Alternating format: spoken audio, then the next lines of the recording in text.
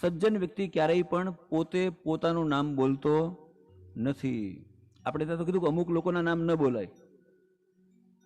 આત્મનામમ ગુરોર નામમ નામાની કૃપણશ્ચ. એક પોતાનું નામ, હું ફલાણો વારે વારે ન બોલાય. એક પોતાના ગુરુનું નામ, એ વારે વારે ન બોલાય. એક પોતાના પતિનું નામ, એક અતિ લોભીનું નામ, અને પોતાના મોટા દીકરાનું નામ, આ વારે વારે બોલાતું નથી. એટલે અહીંયા ભાગવત પુરાણનું મહાત્મ્ય પદ્મ પુરાણમાં લખ્યું.